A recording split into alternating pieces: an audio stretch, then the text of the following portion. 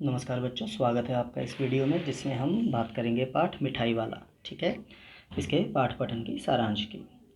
तो बच्चों, ये जो पाठ है इसके रचयिता हैं भगवती प्रसाद वाजपेयी जी, जिसमें एक फेरी वाले, हम जितने भी हमारी गलियों में चीज़ें बेचने आते हैं वो फेरी वाले होते हैं। ठीक है, उनकी बात की गई है। तो इस पाठ में एक फेरी वाले की भावनाओं को बड़े ही मर्म स्पर्शी ढंग से चित्रित किया गया है, बताया गया है। वह फेरी वाला खिलौने बेचने जाता है और बड़े विचित्र ढंग से गा गा कर, ठीक है, बच्चों को बहलाने वाला, खिलौने वाला। उसकी आवाज़ सुनकर हलचल मच जाती है। छोटे बच्चों की माताएं चिक उठाकर छज्जे से झांकने लगती है। चिक मतलब पर्दा वगैरह। ठीक है बच्चों, तो झांकने लगती हैं तो बच्चों का झुंड खिलौने वाले को घेर लेता है। खिलौने वाला वहीं अपनी पेटी खोलकर बच्चों को खिलौने दिखाने लगता है। मतलब ये काफ़ी पुरानी कहानी है। बच्चे अपने नन्हे नन्हे हाथों से खिलौने लेते हैं और तोतली आवाज़ में दाम पूछते हैं।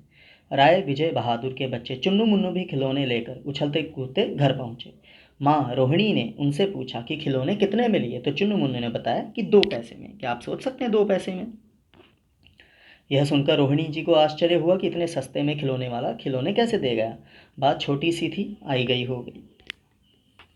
6 महीने बाद नगर में एक मुरली वाले के आने का समाचार फैला। लोग कह रहे थे कि वह बड़ी अच्छी मुरली बजाता है और केवल 2-2 पैसे में मुरली बेचता है। उसे देखकर ऐसे लगता है जैसे ये वही खिलौने वाला है जो पहले आया करता था। मुरली वाले की आवाज़ भी गलियों में उसी प्रकार सुनाई देने लगी, बच्चों को बहलाने वाला, मुरलिया वाला। उसकी आवाज़ रोहिणी जी ने सुनी तो उन्हें तुरंत खिलौने वाले की याद आई। चुन्नू मुन्नू पार्क में खेलने गए थे, इसलिए उन्होंने मुरली खरीदने के लिए पति जी से कहा कि वे मुरली वाले को बुला लाएं। बच्चों से घिरे हुए मुरली वाले से विजय बाबूजी ने मुरली का मूल्य पूछा तो उन्होंने कहा कि वह देते तो 3 पैसे में है, लेकिन उन्हें 2 पैसे में ही दे देंगे। ठीक है बच्चों, तो मुरली वाले ने उन्हें कहा कि लोगों को तो 3 पैसे में देते हैं, आपको 2 पैसे में दे देंगे। यह सुनकर विजय बाबू मुस्कुरा उठे। उन्होंने कहा, देते तो सबको इसी दाम में हो, लेकिन एहसान मेरे ऊपर लाद रहे हो। आमतौर पे हमारे भी गलियों में जब आते हैं चीज़ें वाले, ऐसी बात होती है ना। उनकी बात से अप्रतिभ था थोड़े दुखी मुरली वाले जी ने कहा कि इनका असली मूल्य 2 पैसा ही है, कहीं और ये इस दाम पर नहीं मिलेंगी। ग्राहकों की आदत होती है दुकानदारों को लुटेरा समझने की। चीज़ें मिली जुली हैं बच्चों। विजय बाबूजी ने कहा कि उनके पास वक्त नहीं है, वह जल्दी उन्हें 2 मुरलियाँ दे दे। मुरली वाले जी से मुरलियाँ लेकर विजय बाबूजी भीतर आ गए, मतलब घर पर, और वह वहीं बैठकर बड़े स्नेह से बच्चों को मुरली देने लगे।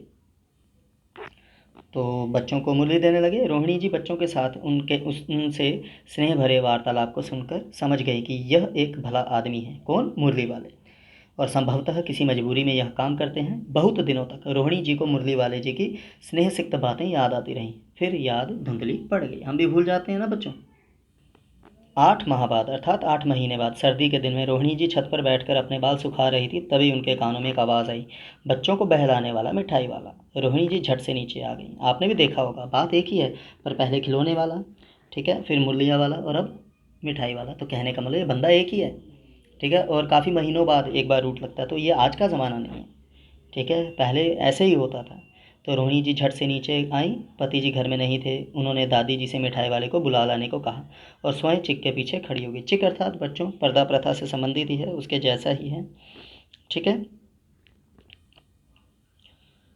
तो दादी जी ने मिठाई वाले को बुलाया। मिठाई वाले भाई साहब आकर बैठ गए। उन्होंने कहा कि वह पैसे की 16 मिठाइयाँ देते हैं, 1 पैसे की। तो आप हिसाब लगा लो, 1 पैसे की 16 मिठाइयाँ, तो 1 रुपये की 1600 मिठाइयाँ। तो दादी जी ने उन्हें 25 देने को कहा, तो वह न माना। रोहिणी जी ने दादी जी से कहा कि वे 4 पैसे की मिठाइयाँ ले लें।